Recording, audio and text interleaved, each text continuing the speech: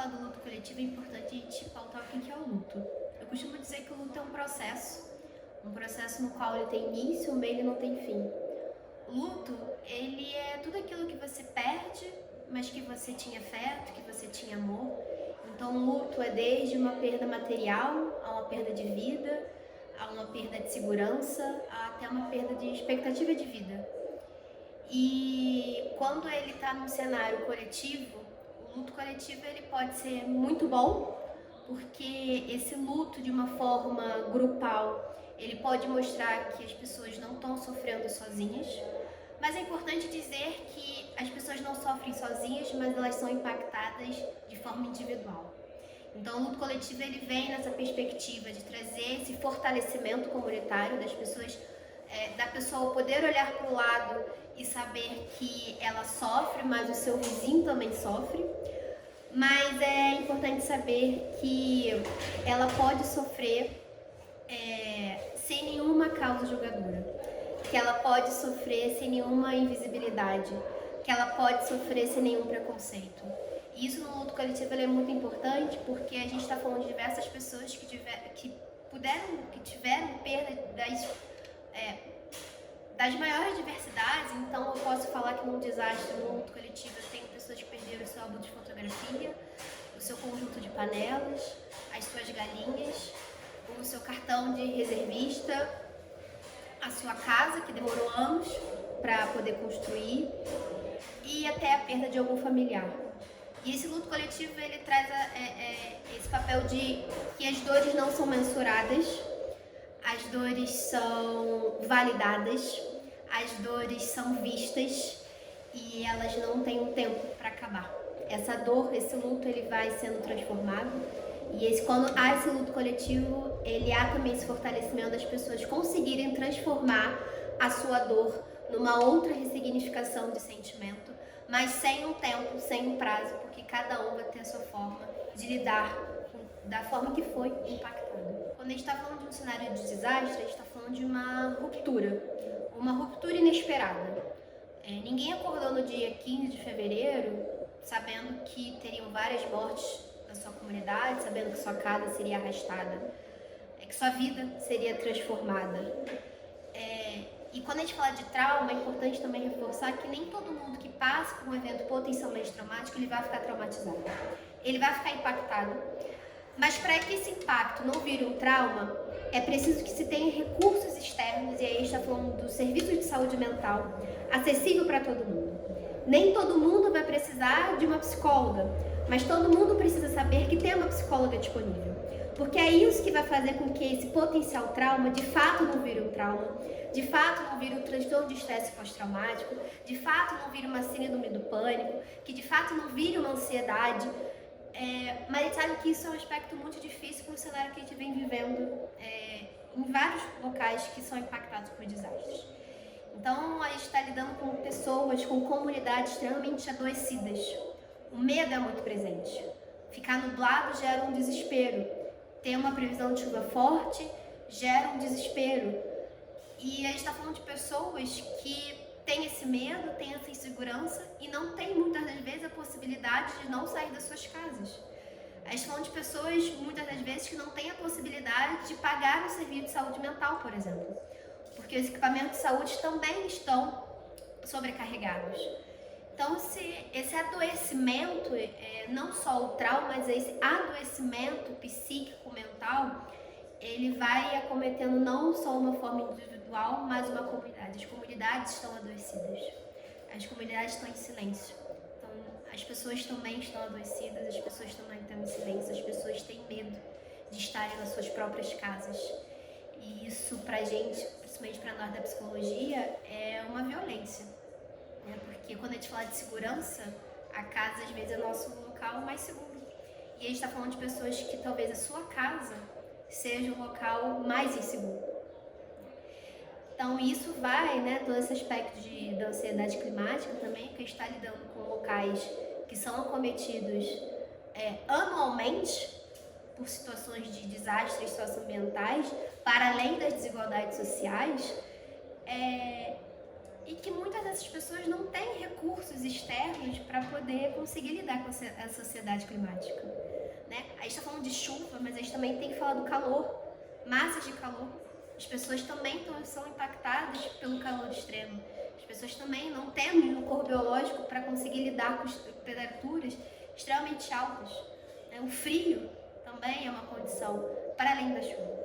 Então, o trauma, todo esse impacto, ele vai sendo, de alguma forma, até internalizado, porque depois de um tempo a sociedade ela normaliza esses impactos. Então, para aquelas pessoas que ainda estão em sofrimento, muitas das vezes elas são julgadas no local que elas estão por ainda falarem daquela situação, né? A gente está em 2025, a gente está falando de uma situação de 2022, mas não só 2022. Tantas outras situações que foram passando e as pessoas elas vão acumulando esse sofrimento, e chega uma hora em que eu até costumo dizer, para dor de cabeça, a gente pode tomar um remédio, um analgésico, mas para angústia, para o medo, para a insegurança, a gente não vai ter esse remédio de fácil acesso. Então, o que a gente pode fazer?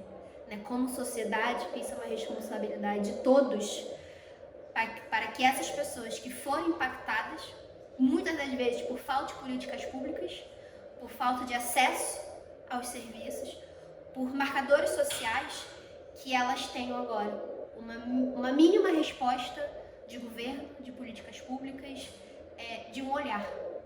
Porque elas são invisíveis, elas estão invisíveis, mas elas continuam aqui, sofrendo, impactadas, pedindo socorro, e com um adoecimento muito grande dentro delas, e que talvez elas não tenham esse espaço que o TJ também fornece para elas poderem falar das suas seguranças, dos seus medos, das suas angústias e das suas invisibilidades dentro do seu próprio território. A relação de políticas públicas de desastre e saúde mental é como se fosse uma engrenagem e que ela só vai rodar se eu tiver esses 3 pilares funcionando. E o que isso quer dizer? Políticas públicas elas precisam ser ações protetivas. Então, se eu após um desastre, não tiver políticas públicas de saúde mental disponível, eu já não vou conseguir fazer essa engrenagem rodar. Se eu não vou ter psicólogos, assistentes sociais disponíveis para essas pessoas, eu já vou ter um rompimento desse ciclo. E aí eu vou ter pessoas acumulando sofrimentos, acumulando dores e tendo ainda maiores marcadores sociais sobre essas comunidades. E quando eu falo de saúde mental, eu não falo somente de uma terapia, mas eu falo de ações de habitação, eu falo de assistência, eu falo de direitos humanos, eu falo de cultura, eu falo de educação. Então, é como se fosse uma grande pirâmide, que essa pirâmide ela só vai ter uma base estruturada se eu conseguir ter ações de políticas públicas viáveis para as ações de biossegurança. Então, não adianta querer falar de psicologia se essa pessoa não tem uma casa. Não adianta querer falar só apenas de saúde mental se essa pessoa não tem o que comer, o que beber, aonde morar, tem parentes desaparecidos, não conseguiu um aluguel social, não conseguiu alguma documentação. Isso tudo é saúde mental. E isso tudo é política pública. Então eu tenho que pensar nessa relação que a saúde ela vai passar, ela vai permear todo um ciclo de gestão, de governança que a gente tem hoje, que a gente precisa ter, porque leis nós temos no papel, mas isso na prática, e a gente, na conversa com essas pessoas que estão aqui, a gente vê que essa política pública, ela não está acessando essas pessoas que mais precisam. Às vezes a gente vai ter que lidar da forma mais dura, né? Talvez agora eu não consiga, como política pública, tirar essas pessoas desses locais. Então o que eu posso fazer para minimizar esses riscos? Para além do que a gente falou, de acesso a esses serviços, mas o que a gente pode fazer com a própria comunidade? Eu acho que é importante a gente enfatizar que a gente só consegue fazer a teoria chegar na prática se a gente tiver uma participação social, se a gente tiver uma participação comunitária, que essas pessoas consigam entender, junto com os governantes, autoridades, o que é, por exemplo, um local de risco, o que é, por exemplo, saúde mental, o que é, por exemplo, as reações normais numa situação anormal, o que é, por exemplo, receber um SMS dizendo que vai chover forte, O que precisa se fazer é quando a sirene toca, não é só sair. Então, é importante a gente pensar que essa participação ela precisa estar fortalecida. E as comunidades estão cansadas. Cansadas porque muito é prometido e pouco é feito. Cansadas porque muitas pessoas vêm de fora pisando nesses territórios e não sabem nem o que eles passam. Não sabe que é dormir tendo uma sirene.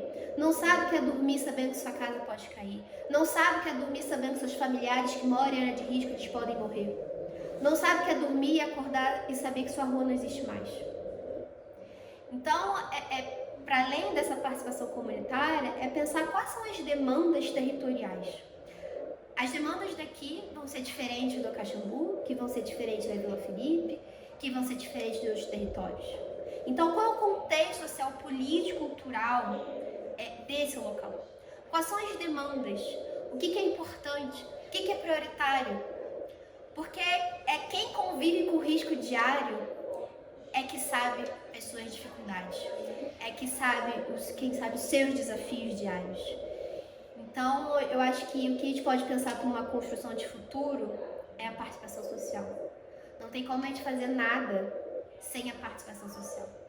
Sem pensar nas pessoas que acordam e dormem com medo. Acordam e dormem sem acesso às políticas básicas. Acordam e dormem sendo invisíveis para muitos. E que são os mais impactados quando a gente fala não só de uma chuva, mas de um aspecto social, de um aspecto político e de um aspecto de saúde mental. Né? Já que a gente está falando aqui de saúde mental, é muito triste, assim, para nós da psicologia, saber que as pessoas estão se suicidando porque não conseguiram acesso a uma vaga no CRAS. É muito difícil pra gente saber que as pessoas estão se matando porque tiveram vários familiares mortos e não tem um aluguel social. É muito difícil para nós da psicologia falar de terapia, falar de processo terapêutico, sendo que muitas pessoas não conseguem nem ter acesso básico ao que é uma saúde mental, o que o psicólogo faz. Porque a saúde mental ainda tem esse estigma. E esse estigma também está nesses territórios. Então, para a gente é uma construção também de educação, para nós, né? E um todo, de pensar qual é o ensino-aprendizagem que a gente pode ter nesse futuro, que muitos falam de futuro resiliente, mas eu não posso ser resiliente se eu não tenho aspectos externos disponíveis, e eu também não tenho aspectos internos disponíveis, porque eu não vou conseguir lidar com tudo sozinha.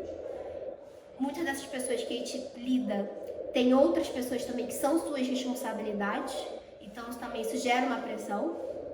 Quando a gente vai falar de líderes comunitários, eles também são pressionados porque eles também precisam cuidar daquele lugar, mas eu pergunto, quem cuida desses líderes comunitários? Porque ao mesmo tempo que eles estão cuidando de outras famílias, quem cuida dessa família dele? Quem cuida dele? Então, acho que a gente também precisa pensar nesse futuro, nessa construção de estratégias para essas pessoas que estão na linha de frente, que também são impactadas, mas que também não têm acesso à governança, não têm acesso aos lugares públicos. Mas quando acionar uma sirene, quando acionar um SMS, quando tiver a primeira pessoa gritando, vão ser eles que vão largar tudo para pensar na sua comunidade.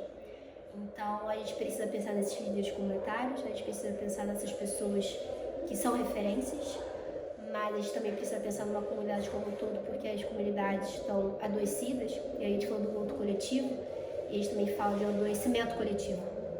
As pessoas estão cansadas, as pessoas não aguentam mais, e são essas mesmas pessoas que não têm opção simplesmente de ir para outro lugar. Porque a sociedade não deu para elas condições delas terem essa opção de ir para outro lugar e acordar e se sentir segura dentro da sua casa.